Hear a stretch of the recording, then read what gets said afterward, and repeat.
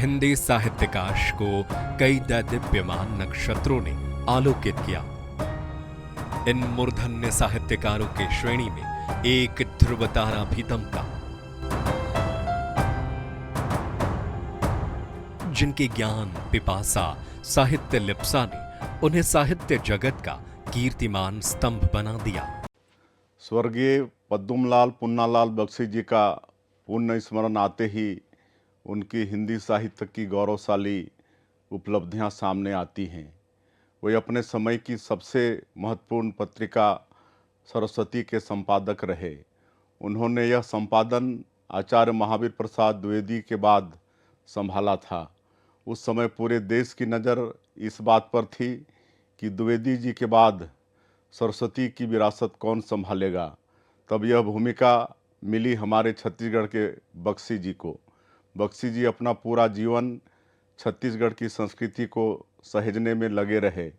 हमारी भाजपा की सरकार के दौर में जब त्रिवेणी संग्रहालय बना तब हमने उसमें बख्शी जी की स्मृतियां भी सहेजी। उनके गद्य में छत्तीसगढ़ी संस्कृति की खुशबू है, यहाँ की प्राकृतिक सुंदरता है और सबसे बड़ी बात यहाँ के लोगों की सरलता सहजता है जो पूरी तरह से उनके गद्य में उतर आई है। पद्मलाल पुन्नालाल बख्शी जी को सादर नमन। जय भारत, जय छत्तीसगढ़। अविभाजित मध्य प्रदेश में राजनांदगांव जिले के खैरागढ़ में जन्मे इस विभूति ने हिंदी साहित्य की 3 पीढ़ियों को नई राह दिखाई। एक ऐसा साहित्य रचा जो अंतर्मन की गहराई और मानवीय जीवन के अनुभवों से निकला था। पद्मलाल पुन्नालाल बख्शी। बख्शी जी ने करीब 53 साल पहले नश्वर देह त्यागा था। इतने साल बाद भी बख्शी जी की रचनाएं समाज की नई और पुरानी पीढ़ी को राह दिखा रही है। आखिर कौन थे बख्शी जी? कैसे उन्होंने साहित्य रचा? किन सांसारिक झंझावतों को झेलकर साहित्य सृजन की अलख जगाए रखी? यही सब जानने के लिए हम पहुंचे भिलाई, जहां साहित्य वाचस्पति पद्मलाल पुन्नालाल बख्शी जी के बेटे स्वर्गीय महेंद्र कुमार बख्शी की बड़ी बेटी डॉक्टर नलिनी श्रीवास्तव के घर डॉक्टर नलिनी ने अपने दादाजी यानी मास्टर जी पर बख्शी ग्रंथावली की रचना की है। इसके साथ ही साल 2002 में बख्शी जी मेरे दादाजी में अपने दादाजी से जुड़ी यादें साझा की है। अपने दादाजी का जिक्र करते ही डॉक्टर नलिनी भावुक हो गईं और मास्टर जी यानी अपने दादाजी से जुड़ी बहुत सी जानकारी साझा की। साहित्य वाचस्पति डॉक्टर पद्मलाल पुन्नालाल बख्शी जी मेरे दादाजी हो गए। मैं उनके ज्येष्ठ पुत्र श्री महेंद्र कुमार बख्शी की ज्येष्ठ पुत्री हूँ। बख्शी जी को हम सभी लोग, घर के बाहर के सभी लोग मास्टर जी ही कहते थे। तो मास्टर जी लोग 5 भाई थे। उनमें तीसरे नंबर के भाई पद्मलाल पुन्नालाल बख्शी जी हैं। तो इनके घर का वातावरण साहित्यिक था। इनके दादाजी ने भी साहित्य के क्षेत्र में बहुत कुछ काम किया, उमराव बख्शी, और इनके पिताजी पुन्नालाल बख्शी भी अनेक कहानियां लिखते थे। पद्मलाल जी का जन्म 27 मई 1894 को अविभाजित मध्य प्रदेश के खैरागढ़ में हुआ। हिंदू कैलेंडर के मुताबिक उस दिन ज्येष्ठ शुक्ल द्वादशी थी। तिथि को मानते हुए परिवार वालों ने जन्मदिन हमेशा ज्येष्ठ शुक्ल द्वादशी को मनाया। पिता पुन्नालाल बख्शी और बाबा उमराव बख्शी साहित्य प्रेमी और कवि थे। माता को भी साहित्य से विशेष लगाव था। परिवार के साहित्यिक वातावरण का असर बालक पद्मलाल पर भी पड़ा। पद्मलाल जी के दादा उमराव बख्शी की लिखी जानकी पंचाशिका रचना लखनऊ के श्री नवल किशोर प्रेस से प्रकाशित हुई थी। पिता पुन्नालाल बख्शी की कहानी मुंबई की पत्रिका मनोरमा में प्रकाशित हुई थी। इस तरह साहित्य के संस्कार पुन्नालाल जी को बचपन से मिले थे। दादाजी उमराव बख्शी और छोटे दादाजी कुंदू बाबू अपनी रचनाएं लिखकर बालक पुन्नूलाल को ही सुनाते थे, जिससे बचपन से ही साहित्यिक परिवेश मिला। शतदल में बख्शी जी ने अपने पूर्वजों के बारे में कुछ पंक्तियां लिखी हैं जो इस तरह हैं। हुए बख्शी कुल में उमराओ, भक्ति के ही मानो अवतार, और फिर हुए बड़े मतिमान, उन्हीं सूत बाबू बरियार, पूत थे उनके पुन्नू लाल, सद्गुणों के थे जो आगार, उन्हीं का आत्मज मैं तो आज काटता हूं दिन किसी प्रकार। अपने नाम के साथ पिता का नाम लिखने का चलन छत्तीसगढ़ में नहीं था। अपने नाम पुन्नालाल के साथ पिता पदुमलाल का नाम जोड़ने का श्रेय बख्शी अपने हेडमास्टर N.A. गुलाम अली को देती है। मैट्रिकुलेशन की परीक्षा के दौरान आवेदन पत्र में पदुमलाल पुन्नालाल बख्शी लिखा गया। इसके बाद बख्शी ने ऐसे ही लिखना जारी रखा। हालांकि दूसरे भाइयों ने अपने नाम के साथ पिता का नाम नहीं लगाया। बख्शी जी ने कई जगहों पर बताया है कि स्कूली दिनों में उनकी गिनती कमजोर छात्रों में होती थी। क्लास में पढ़ाई में कमजोर बच्चों के लिए अलग से बेंच थी। कमजोर छात्रों को सामान्य छात्रों की तुलना में ज्यादा मार पड़ती थी। मार के डर से मास्टर जी स्कूल से भागकर एकांत में बैठकर उपन्यास पढ़ा करते थे। बचपन से ही पढ़ने में रुचि तो थी ही। इसी बीच एक ऐसी घटना हुई जिससे बचपन से ही बख्शी जी की साहित्य में गहन रुचि का पता चलता है। वो साल था सन 1903, विक्टोरिया हाई स्कूल खैरागढ़। उस वक्त हेडमास्टर थे पंडित रविशंकर शुक्ल, जो कि बाद में मध्य प्रदेश के मुख्यमंत्री व मिडिल स्कूल के विद्यार्थी पदुमलाल को बाबू देवकी नंदन खत्री के उपन्यास चंद्रकांता संतति के लिए विशेष आकर्षण पैदा हुआ। इसे पढ़ने के लिए बालक पदुमलाल स्कूल से भाग जाया करते थे। इसकी सजा में बेतों से पिटाई होती थी। उपन्यास पढ़ने का नशा इस कदर बख्शी के बालपन पर सवार था कि घर पर भी कई बार दोपहर को खाना खाना भूलकर भूसे की कोठी में बैठकर उपन्यास पढ़ा करते थे। बदले में एक बार तो पिताजी के हाथों जोरदार सजा भी पाई। उपन्यास चंद्रकांता संतति के कारण ही बख्शी जी परीक्षा में फेल हुए, लेकिन इस ऐतिहासिक कृति के लिए जीवन भर उनके हृदय में अनुराग बना रहा। बख्शी जी के घर पर अनेक पत्र पत्रिकाएं जैसे ब्राह्मण, सरस्वती, प्रजामित्र, बंगवासी आदि थी। साथ ही श्री वेंकटेश्वर समाचार पत्र भी रुचि से पढ़ा जाता था। लेकिन जब खैरागढ़ की विक्टोरिया स्कूल में पढ़ते थे तब वो तीसरी कक्षा के विद्यार्थी थे और उस समय उनके हेडमास्टर पंडित रविशंकर शुक्ल जी थे। और जब से इनको अक्षर ज्ञान हुआ तो घर में साहित्यिक पत्रिकाएं तो आते ही रहती थी, तो उन्होंने चंद्रकांता संतति उनको कल्पना लोक में ऐसा विचरण कराती थी कि उनको बहुत अच्छा लगता था। तो स्कूल से भागकर वे चंद्रकांता संतति की प्रतियां लेकर और किसी के भी घर के पिछवाड़े में बैठकर पढ़ते रहते थे। उस समय कम विद्यार्थी होने के कारण जो स्कूल का चपरासी रहता था वह पकड़ने जाता था बच्चों को और पकड़ के लाता था। इन्होंने मेरी अपनी कथा में लिखा है कि छोटे बच्चे जानकर भी मुझको मेरे हेडमास्टर जी बेंच से मेरे हाथ में पिटाई करते थे और कहते थे क्यों भाग जाते हो, तो मैं हंसते हंसते कह देता था मुझको एक टोनही पकड़ के ले जाती है, तो वो बड़े हंसने लगते थे। तो इस प्रकार ये चंद्रकांता संतति और बंगला के बंकिम बाबू के उपन्यासों के बहुत ज्यादा भक्त थे। मास्टर जी 1911 में मैट्रिकुलेशन की परीक्षा में फेल हुए। इसी साल जबलपुर से प्रकाशित होने वाली हितकारिणी में मास्टर जी की पहली कहानी तारिणी प्रकाशित हुई। ये कहानी विपिन चंद्र के नाम से प्रकाशित हुई थी। 1912 में मैट्रिकुलेशन की परीक्षा द्वितीय श्रेणी में पास की और बनारस के सेंट्रल हिंदू कॉलेज में प्रवेश किया। मैं कभी फेल नहीं हुई। तब वो बताते थे कि मैं मैट्रिक में एक बार फेल हो गया था और दूसरे दिन से पढ़ना शुरू कर दिया था, क्योंकि मैं फेल हुआ तो उनके पिताजी बहुत डांटे थे। ये लोग यानी खेतीहर थे। बड़ा वाला भाई जो था वो तो बहुत पैसे वाला था पर खेतीहर था, यानी इन लोगों के अलग अलग गांव था सबका। तो उनके पिताजी चाहते थे कि मास्टर जी के नाम से भी एक गांव रखें, तो 2 गांव खरीद पाए। अचानक हार्ट फेल हो गया उनका, तो और गांव नहीं खरीद पाए, पहले खरीद लेते थे गांव को ही पूरा। उच्च शिक्षा के लिए बनारस के सेंट्रल हिंदू कॉलेज में प्रवेश लिया। साल 1916 में ही बख्शी जी की नियुक्ति स्टेट हाई स्कूल राजनांदगांव में संस्कृत अध्यापक के पद पर हुई। 1916 में उन्होंने बीए की परीक्षा उत्तीर्ण करने के पश्चात बख्शी जी जीवन क्षेत्र में उतरे। सन 1913 में लक्ष्मी देवी के साथ उनका विवाह हो गया। उन दिनों लक्ष्मी देवी के पिता हरि प्रसाद श्रीवास्तव सिवनी कलेक्ट्रेट में सुपरिटेंडेंट के पद पर कार्यरत थे। बख्शी जी के संघर्ष और अनिश्चितता भरे जीवन के बीच गृहस्थी को संचालित किया। पत्नी लक्ष्मी देवी के कारण ही बख्शी जी सदैव चिंता मुक्त होकर साहित्य सेवा में लगे रहे।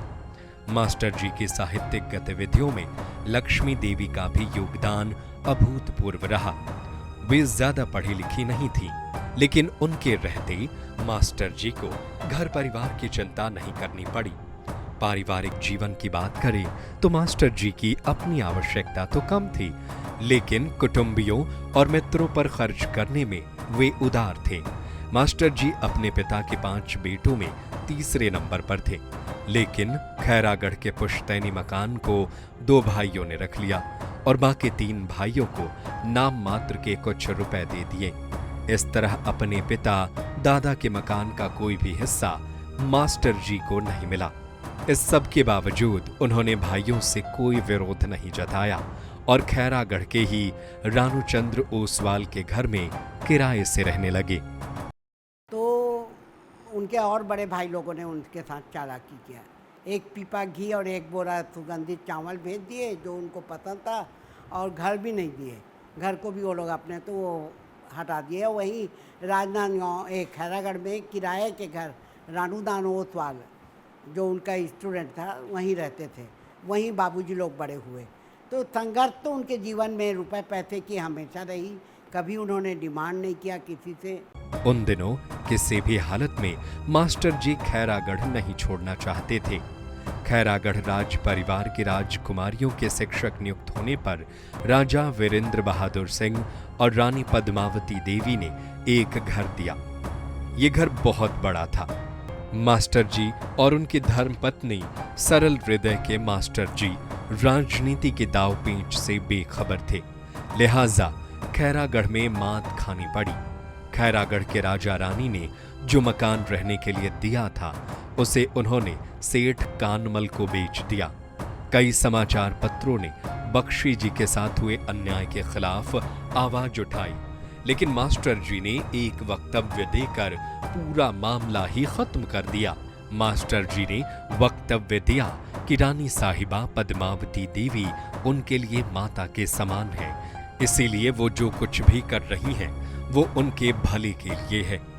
इन्हीं हालात में बख्शी जी के छात्र राजनांदगांव के दिग्विजय कॉलेज के प्राचार्य पंडित किशोरीलाल शुक्ल ने हिंदी के प्रधानाध्यापक पद पर आमंत्रित किया। खैरागढ़ का घर छूटने का पूरे परिवार को दुख हुआ, क्योंकि बख्शी जी ने अपने जीवन की सारी कमाई उसी घर के रखरखाव में खर्च की थी।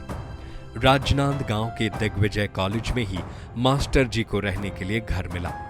राजनांदगांव में मास्टर जी को खैरागढ़ से ज्यादा मान सम्मान मिला, लेकिन आखिरी समय तक खैरागढ़ बख्शी जी के दिल में बसा रहा। खैरागढ़ और बख्शी जी के बीच लुका छिपी दिन भर जारी रही। 1916 में बीए की परीक्षा पास होने के बाद खैरागढ़ के बाहर जाना पड़ा।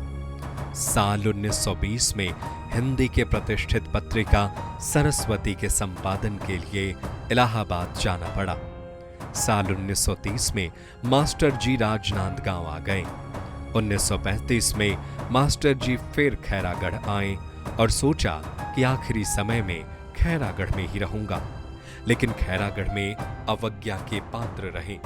हालात कुछ ऐसे पैदा हुए कि वृद्धावस्था में फिर खैरागढ़ छोड़ना पड़ा। खैरागढ़ पर एक जगह बख्शी जी ने लिखा है कि खैरागढ़ मैंने सदैव ग्राम की अपूर्व श्री का अनुभव किया।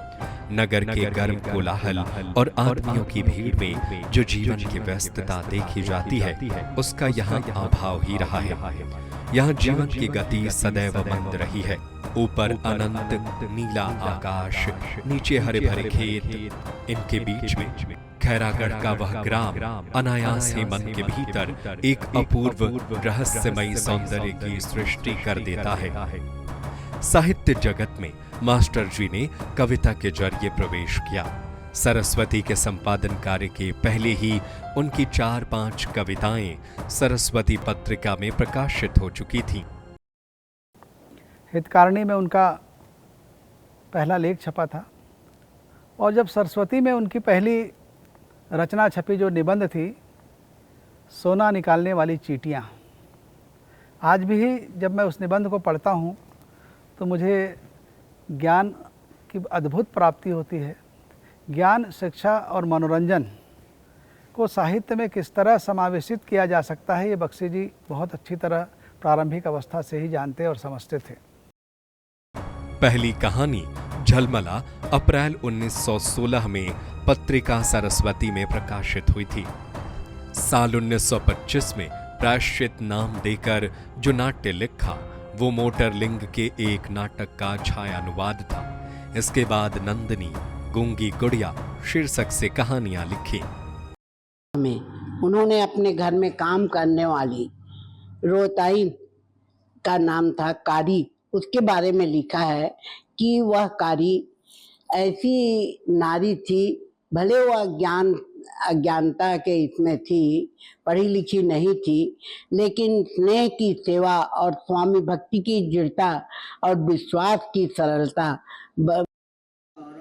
रक्षा के लिए अधिकार, इसी में छत्तीसगढ़ की आत्मा हमें नजर आती है।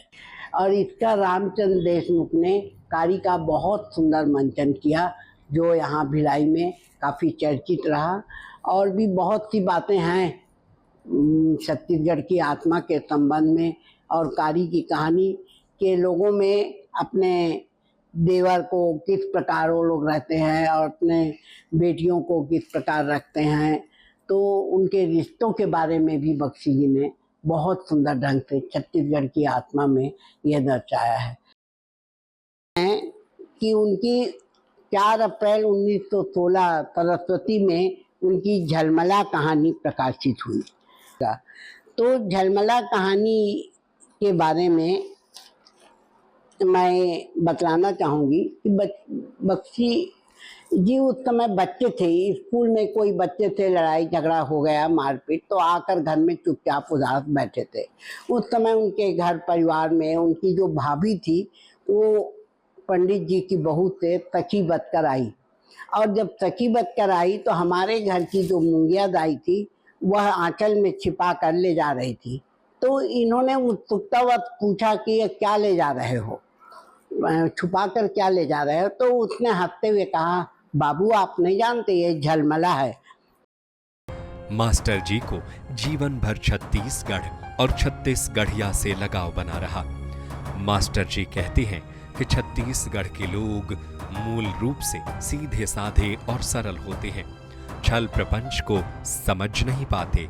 ऐसे लोगों से भी मास्टर जी आगाह करते हैं जो छत्तीसगढ़ में रहकर यहाँ के लोगों और संस्कृति का उपहास उड़ाते थे। छत्तीसगढ़ी ही बोलते थे, खैरागढ़ जाते थे तो राजा महाराजा से छत्तीसगढ़ी ही बोलते थे।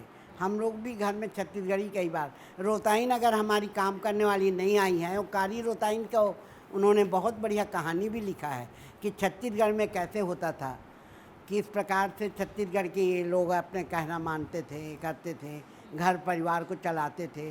तो वो कारी रोताइन को उन्होंने घर में ही रख लिया था कि काम करेगी, धाम करेगी, अच्छे से और रहती थी वो। एक पोतदार ने अपने जीवन की एक घटना सुनाई कि यह सज्जन 2-4 लोगों को बैठाल कर हमेशा छत्तीसगढ़ियों की निंदा करते रहता है। उनकी बातें सुनकर बख्शी जी ने कहा, आप भी छत्तीसगढ़ी हैं। उसने क्रुद्ध होकर कहा, मैं छत्तीसगढ़ी नहीं हूँ, मैं यहाँ प्रमाणित कर सकता हूँ कि आप छत्तीसगढ़ी हैं।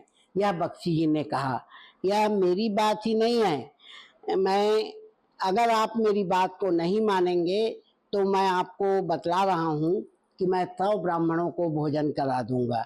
इसके बाद बख्शी जी ने छत्तीसगढ़ के लिए गीता के एक श्लोक सुनाकर यह सिद्ध कर दिया कि सभी के शरीर में 36 तत्व अर्थात छत्तीसगढ़ है, और यही कारण है कि इसीलिए सभी व्यक्ति छत्तीसगढ़ी हैं।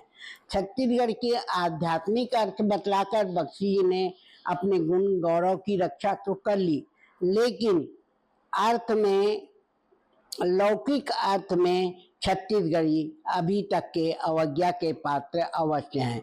विशुद्ध छत्तीसगढ़ियों में विश्वास की सरलता, स्नेह का त्याग और सहिष्णुता और निश्चल व्यवहार की महत्ता अवश्य देखी जाती है। 1920 में सरस्वती के मुख्य संपादक महावीर प्रसाद द्विवेदी के साथ सहायक संपादक के रूप में काम करने का अवसर मिला। आचार्य द्विवेदी मास्टर जी की रचनाओं से प्रभावित थे और जल्द ही उन्हें सरस्वती के संपादन का भार दिया। 19 मई 1920 की श्री शारदा के मुख्य पृष्ठ में मातृमूर्ति प्रकाशित हुई थी। बख्शी जी ने 1911 से 1971 तक यानी 60 वर्षों तक साहित्य की सेवा की। साहित्य के क्षेत्र में बख्शी जी का आगमन कवि के तौर पर हुआ, लेकिन जल्द ही कथा और निबंध के क्षेत्र में आगे बढ़े।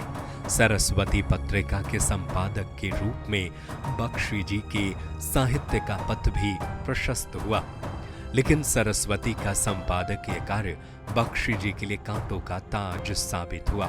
इसके बावजूद विपरीत हालात का डटकर मुकाबला किया। क्षेत्रीय आधार पर न केवल बख्शी जी बल्कि छत्तीसगढ़ की जितनी भी बड़ी प्रतिभाएं हैं, उन सब का उस समय हिंदी साहित्य के इतिहास लिखने वाले या हिंदी साहित्य के उस समय के जो समीक्षक लोग हैं, उन्होंने पक्षपात किया। इसमें बख्शी जी भी शामिल थे। पंडित माधवराव सप्रे को बुला दिया गया। जो सोचिए आप, पंडित माधवराव सप्रे जो हिंदी की पहली कहानी लिखते हैं, छत्तीसगढ़ मित्र को पेंड्रा जैसे से प्रकाशित करते हैं, उनको बुला दिया गया। उसी तरह बख्शी जी को जो 3 बार संपादक रहे, एक बार तो उनको संपादक पद से इसीलिए इस्तीफा देना पड़ा कि उनके खिलाफ प्रतिकूल टिप्पणियां जब आई तो वे उसे बर्दाश्त न कर सके और वो छोड़ना पसंद करते थे। लेकिन बार बार उन्हें फिर से बुलाना पड़ा और 3 बार, तीसरी बार की जो उनकी शर्त थी वो ये शर्त थी कि मैं खैरागढ़ में रहकर संपादन करूंगा, और उन्होंने खैरागढ़ पे रहकर संपादन किया। तो इन कालखंडों में हम देखते हैं कि सरस्वती जैसी पत्रिका आज अगर हिंदी साहित्य की प्राण है तो उसको बनाने में बख्शी जी की बड़ी भूमिका है। आचार्य द्विवेदी 18 सालों तक सरस्वती के संपादक रहे। जैसे ही आचार्य जी ने सरस्वती का संपादन छोड़ा, उसी के साथ कई बड़े बड़े कवियों और साहित्यकारों ने भी सरस्वती से अपने संबंध तोड़ लिए। रही सही कसर इंडियन प्रेस में भी हड़ताल ने पूरी कर दी थी, जिसके चलते 1921 का जनवरी अंक 2 महीने बाद निकला। ऐसी विषम परिस्थितियों में बख्शी जी ने हिम्मत नहीं हारी। बख्शी जी ने कलकत्ता से पुराने ब्लॉक मंगवाए और चित्रों के आधार पर लेख लिखना शुरू किया। बख्शी जी ने कहानियां, निबंध और आलोचनाएं लिखना शुरू कर दिया। अंग्रेजी कहानियों के आधार पर ऐसी भी कहानियां लिखी गईं जो मौलिक प्रतीत हों। 3 कालखंड में तीन अलग अलग दशकों में सरस्वती जैसी महत्वपूर्ण पत्रिका का संपादक बनता है, और किस तरह साहित्य के विकास को, खासकर निबंध और कहानी के विकास को वो गति देते हैं, ये उनकी पूरी यात्रा से हमें समझ में आ जाता है। नए लेखकों के लिए भी उन्होंने बहुत कोशिशें की। बख्शी जी ने इस दौरान जो कुछ भी परिश्रम किया, उससे उनकी निबंध रचनाओं में निखार आया। बख्शी जी के हिंदी साहित्य में योगदान पर 15 अप्रैल 1951 को जबलपुर में आयोजित बख्शी अभिनंदन समारोह में आचार्य हजारी प्रसाद द्विवेदी ने गदगद होकर कहा था कि बख्शी जी जैसे संतों ने ही मूक साधना के द्वारा हिंदी को प्राण दिया है। संतों की निस्वार्थ साधना का ही परिणाम है कि हिंदी राष्ट्र और राज्य भाषा है ना। तो बख्शी जी साहित्य के देवता हैं, महासमुद्र हैं वो। माने हमेशा वो कविता और कहानी, ख़ास तौर से पुराने ज़माने की कहानी, पुराने ज़माने के उपन्यासकार हमेशा उनके दिमाग में चलता रहता था और उसको फिर नए तरीके से उसका लेखन भी वो कर लेते थे।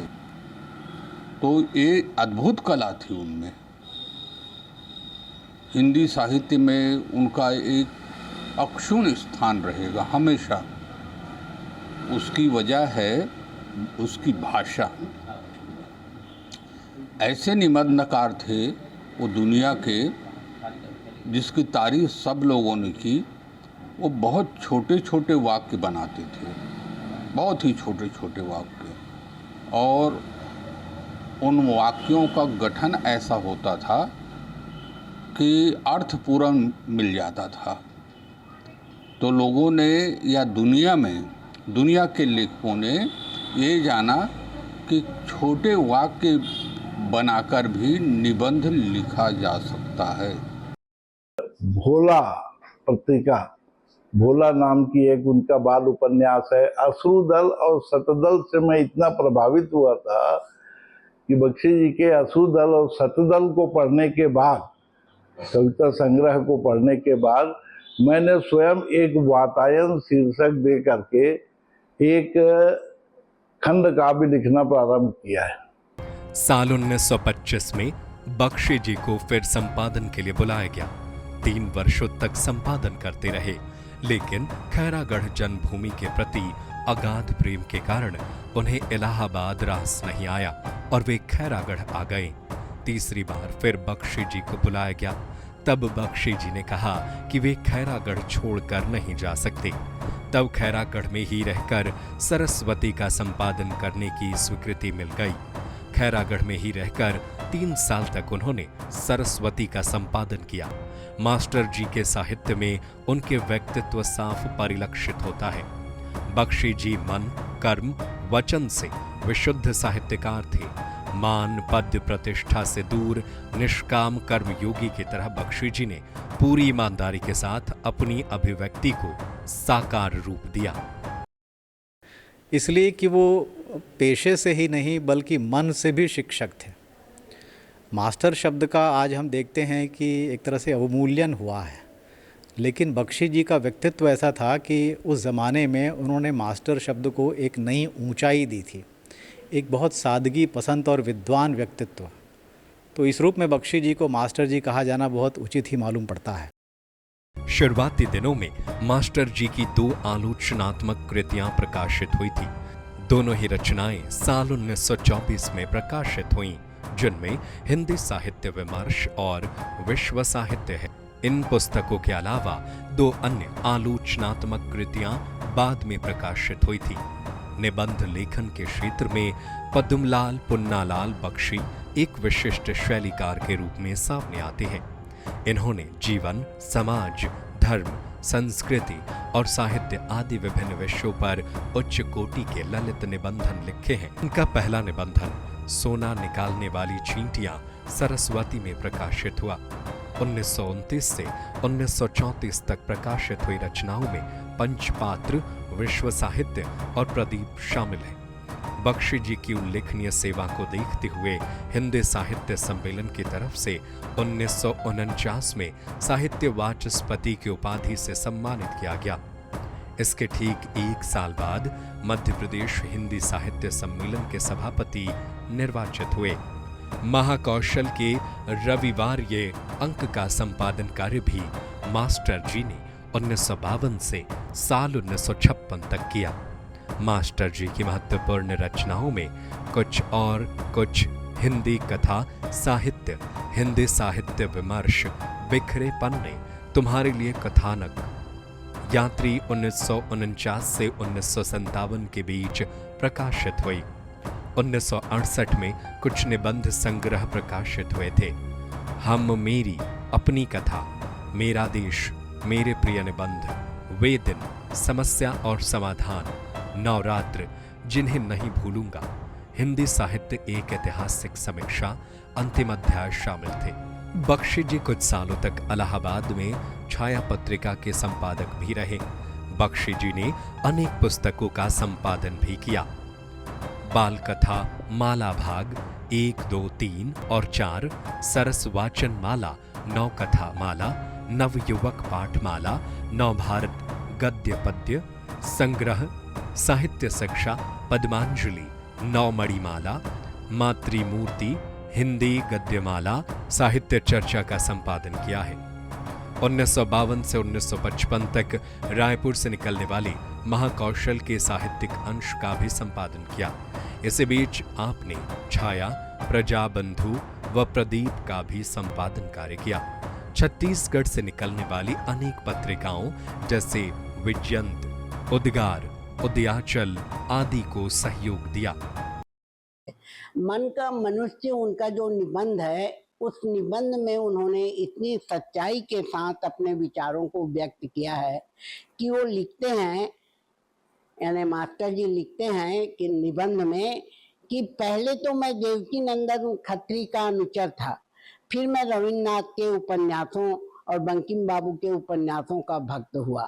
बाद में अंग्रेजी का विशेष ज्ञान होने पर पहले डिकेंस को ओर झुका, उसके बाद मैं जॉर्ज इलियट पर अनुरक्त हुआ, इसके बाद मैं हार्डी का उपासक हुआ और उसके बाद टॉल्स्टॉय का दास बन गया। अब तो मैं समझता हूँ कि इन सब को छोड़कर महाभारत ही पढ़ूंगा। उसमें जीवन के सर्वांगीण विधाओं का, सर्वांगीण विकास का रहस्य बहुत अच्छे ढंग से समझाया गया है। उस जमाने में छायावाद को लोग नहीं जानते थे कि छायावाद है क्या। उस पे कविता पंत लिख रहे थे, प्रसाद लिख रहे थे, निराला लिख रहे थे, लेकिन उनको ये पता नहीं था कि ये कोई वाद भी बन सकता है।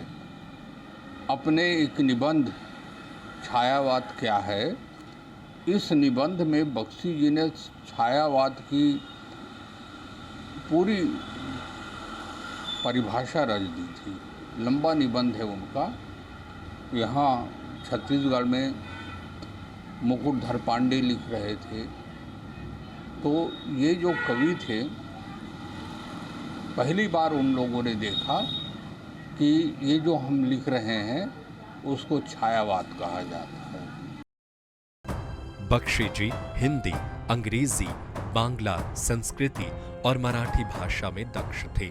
साहित्यिक पत्रकारिता व कुशल संपादक के रूप में ख्याति हासिल की।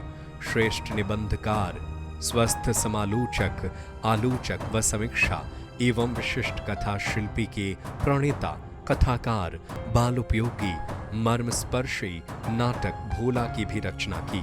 लिखने और संपादन पर जब उनके छात्र चर्चा करते तब बख्शी जी एक ही बात कहते, लिखने की भी एक कला होती है। सभी साहित्य विशारद लेखक नहीं होते।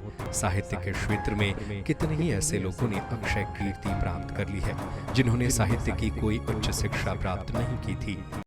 कि 1920 में उस समय हमारा जो वैश्विक संपर्क कितना था, मीडिया का इतना प्रचार था नहीं। कैसे एक व्यक्ति को मालूम हो जाता है कि यहाँ पर खैरागढ़ में रहने वाला व्यक्ति इतना योग्य है, तो योग्यता महत्वपूर्ण होती है। अगर क्षेत्रीयता का भेद होता तो उनके ज़माने में वहीं पर इलाहाबाद में बहुत बड़े साहित्यकार हुआ करते थे। बहुत सारे साहित्यकार थे, ऐसे नाम के नहीं, वास्तव में साहित्यकार थे। तो उनका चयन होना चाहिए था, लेकिन उनका नहीं हुआ। तो ये योग्यता अलग हुआ करती है, उसका ज़्यादा महत्व है। और बख्शी जी इस दीवार को पार कर गए थे। कोई भी साहित्यकार किसी सीमा में बंद कर नहीं रहता। उसकी जातीयता, क्षेत्रीयता, भाषा से बहुत ऊपर के व्यक्ति हुआ करते हैं और थे भी। भाषा के संस्कार हैं। जहाँ छत्तीसगढ़ है, जहाँ छत्तीसगढ़ ही नहीं विदेश भी है, बहुत ही अच्छे अनुवादक थे। बहुत सारे अंग्रेजी के निबंधों का उन्होंने अनुवाद किया, कहानी का अनुवाद किया और बहुत बढ़िया। वे तो चाहते थे कि एक समर्थ और सक्षम साहित्यकार आज के युवा बने, उस समय के युवा बने। इसलिए उन्होंने अनेक ऐसे निबंध लिखे। मैं क्यों लिखूं, मैं क्या लिखूं, मैं कैसे लिखूं। साहित्य के लिए निबंध उन्होंने लिखे, बहुत उसकी पूरी श्रृंखला है और आज भी वो सभी निबंध प्रासंगिक हैं और हम उसे पढ़कर एक समर्थ अच्छे लेखक बन सकते हैं कि एक लेखक को किस तरह का लेखक होना चाहिए, क्या उसमें संस्कार होना चाहिए, किस तरह की उसके पास भाषा होनी चाहिए, कैसा कथ्य को समझने की शक्ति होनी चाहिए। ये सब कुछ बख्शी जी के निबंधों से पता लगता है। बख्शी जी में एक बहुत बड़ी खासियत थी कि कब उनकी कहानी निबंध बन जाए और कब उनके निबंध कहानी बन जाए, ये दोनों में अद्भुत साम्य दिखाई देता था। वे समन्वय कर लेते थे, एक निबंध को कहानी के रूप में भी, झलमला हमें एक निबंध के रूप में भी दिखाई देती है, कहानी के रूप में भी दिखाई देती है। तो एक निबंध को कैसे कहानी में बदल देना और कहानी को कैसे निबंध में बदल देना, ये बख्शी जी के पास अद्भुत कला थी। उन्होंने अनेक विधाओं में लेखन कार्य किया है, कविताएं भी लिखी हैं, कहानियां भी लिखी हैं। उनकी बिल्कुल शुरुआती दौर की कहानी झलमला माना जाता है कि हिंदी की आरंभिक कहानियों में से एक है। उसके अलावा उन्होंने निबंध तो लिखे ही, निबंध के अलावा कुछ लेख भी लिखे, पत्रकारिता का कार्य भी किया।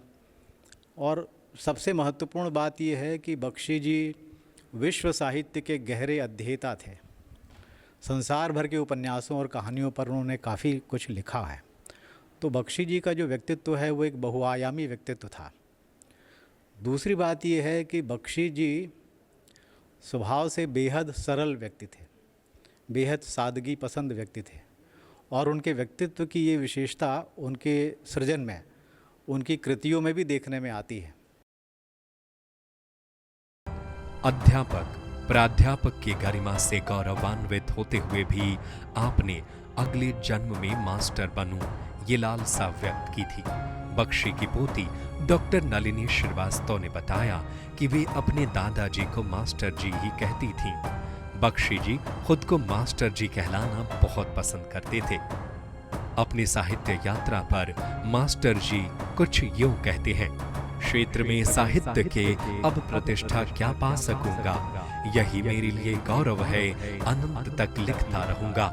लिखा मैंने, लिख रहा हूं और मैं लिखता रहूंगा। भले हो निस्सार सब पर बात, अपनी तो कहूंगा। ज्योति है साहित्य शशि की, सूर्य का न प्रकाश है वह। सृष्टि है आनंद की, कटु कष्ट का न प्रयास है यह। एक कोने में यहीं रहकर सदा लिखता रहूं मैं। जब दादाजी का डेथ हुआ तो मैं उस समय 9वीं क्लास में था और इतना तो समझदार हो गया था। ऐसे दादाजी का स्नेह जो है, और एक्चुअली में दादाजी कहने में मुझको भी अटपटा लग रहा है। दादाजी को हम लोग मास्टर जी ही कहे, उनको सभी लोग मास्टर जी कहते थे। इवन आफ्टर हमारी जो दादी थी उनको हम लोग दीदी बोलते थे, दादी श्रीमती लक्ष्मी देवी बख्शी, वो उनको भी हमने दीदी कहा है और मास्टर जी को, मैंने दादाजी को मास्टर जी कहा है। और जो भी यहाँ हमारे घर में आते थे उस समय दिग्विजय कॉलेज में थे वो, और वहीं दिग्विजय कॉलेज में वो प्रोफेसर के पद पर रहे। तो हम लोग गर्मी की छुट्टियों में वहाँ चले जाते थे। बाकी समय तो हम लोग खैरागढ़ में यहीं विक्टोरिया स्कूल में पढ़ते थे और पिताजी यहीं थे, उस समय लाइब्रेरियन थे। तो हम लोग जो है जब राजनांदगांव में जाते थे तो दादाजी को बड़ा सहज स्नेह मिलता था। पद्मलाल पुन्नालाल बख्शी वैसे मूलतः खैरागढ़ के निवासी थे, लेकिन हिंदी संसार उनको सरस्वती के यशस्वी संपादक के रूप में जानता है। और सरस्वती के संपादन का कार्य उन्होंने 2 चरणों में किया। एक तो शुरुआत में ही 20 के दशक में और उसके बाद 50 के दशक में। इसके अलावा बख्शी जी की पहचान जो है एक बड़े रूप में एक ऐसे निबंधकार की है जिन्होंने हिंदी में ललित निबंध को उसका एक व्यक्तित्व दिया। पश्चिम में आत्मनिबंध की जो परंपरा थी, हिंदी में वो नहीं थी। एक तरह से कहें कि बख्शी जी हिंदी में आत्मनिबंध के प्रस्तावक हैं, उसकी शुरुआत उन्होंने की थी। और आज भी अगर निबंध विधा के आरंभिक स्वरूप के बारे में चर्चा होती है तो सबसे पहले पद्मलाल पुन्नालाल बख्शी का ही नाम आता है। बख्शी जी बहुपठित व्यक्ति थे। छत्तीसगढ़ मूलतः बख्शी जी का कार्य क्षेत्र रहा है। उनका जन्म ही खैरागढ़ में हुआ है। राजनांदगांव में उन्होंने अध्यापन कार्य किया बहुत दिनों तक, तो इसलिए बख्शीजन पीठ की स्थापना भिलाई में हुई। बीच में कोशिशें बहुत हुई बख्शीजन पीठ को रायपुर ले जाने की, लेकिन अंततः वो सफलीभूत नहीं हुए, वो लोग सफल नहीं हुए। बख्शीजन पीठ से जुड़े हुए लोग हैं वो भी दूर दूर के या पूरे छत्तीसगढ़ के लगभग साहित्यकारों को वो साहित्य सृजन के लिए प्रोत्साहित करता है जी। उनके लिए वो छोटे छोटे वर्कशॉप करता है, उनके लिए कार्यशालाएं करता है, उनके लिए कार्यक्रम की आयोजना करता है। वो लोग आते हैं कार्यक्रम में, सुनते हैं लोगों को और मोटिवेट होते हैं। बख्शी जी ने उक्त स्कूल में पढ़े भी है और पढ़ाए भी है। बख्शी जी के नाम पर मार्ग भी रखा गया है, जिसे खैरागढ़ में बख्शी मार्ग के नाम से जाना जाता है। उनके लिखे साहित्य खैरागढ़ के लिए अमिट पहचान है। उनके रचनाएं को देश भर के कई शिक्षा संस्थाओं में पढ़ाया जाता है। बख्शी जी खैरागढ़ को ही नहीं बल्कि छत्तीसगढ़ के लोक संस्कृति व तीज त्यौहार को अपनी साहित्य में समाहित कर साहित्य के क्षेत्र में छत्तीसगढ़ को भी सम्मान दिलाया है। ऐसे महान साहित्य व रचनाकार को खैरागढ़ में पाकर खैरागढ़ के वासी धन्य हो गए। मास्टर जी के समकालीन साहित्यकारों से बड़ी आत्मीय संबंध थे। सुमित्रानंद पंत, हरिवंश राय बच्चन, गजानन माधव, मुक्तिबोध, डॉक्टर शिवमंगल सिंह सुमन से कई मौकों पर मुलाकात और पत्राचार हुए हैं। एक दिन बख्शी जी उनको देखने गए, जेब में बीड़ी का एक कट्टा, माचिस अपना और उनके लिए सिगरेट लेके गए। तो उनने नमस्कार वगैरह हो जाने के बाद ये पूछा, बख्शी जी मेरी तबीयत बहुत ख़राब है, समझ में नहीं आता अचानक कैसे हो गया ये। तो बख्शी जी ने कहा दरवाज़ा बंद करते हुए, एक काम करो, मैं तुम्हारे लिए सिगरेट लाया हूँ और अपने लिए बीड़ी, तुम सिगरेट पियो और मैं अपनी बीड़ी सुलगाता हूँ। अगर तुम सिगरेट पी लिए तो मैं समझूंगा तुम्हारी तबीयत एकदम ठीक है। हर कोई देख लेगा यार, मना है यहाँ।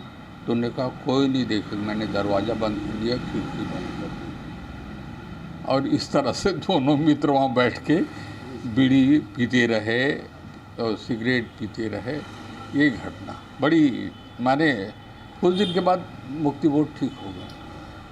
जी मैं कॉलेज में थी, मुझे देखने का सौभाग्य तो नहीं मिला, लेकिन मुझे गर्व है कि मैं बख्शी जी के परिवार में बहू बन के आई और जो साहित्यकार के रूप में पूरे छत्तीसगढ़ में पूजनीय है।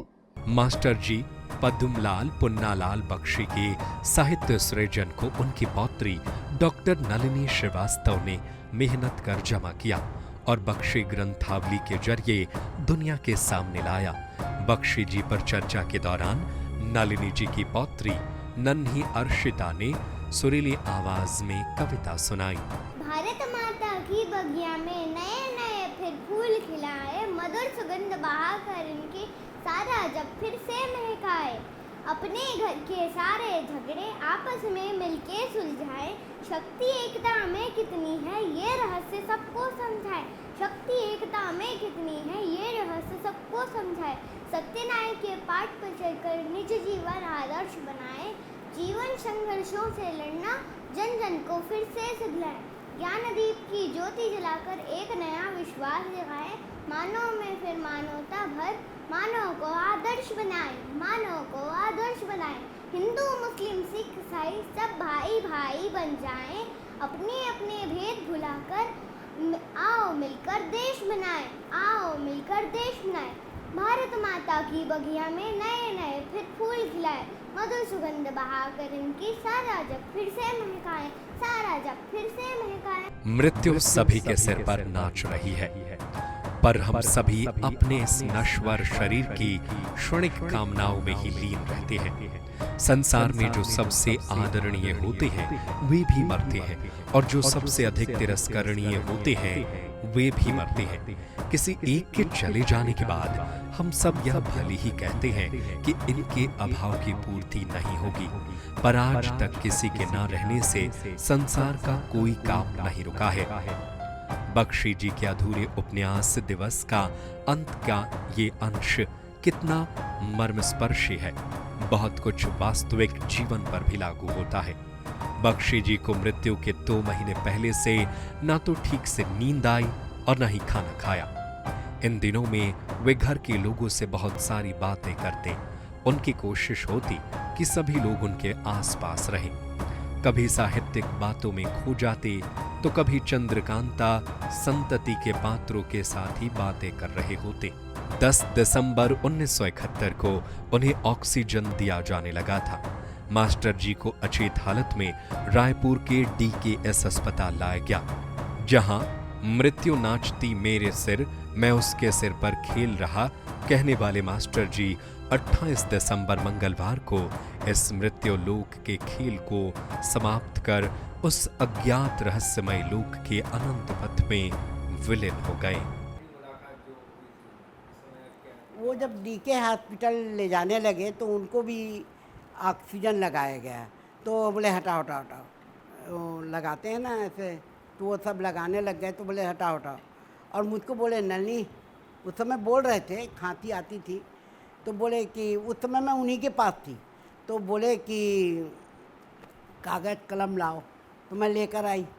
तो बोले अब तो मैं जा रहा हूँ रायपुर, जाना नहीं चाहता, पर डॉक्टर मेहता सिविल सर्जन थे, वो आ गए और ले गए।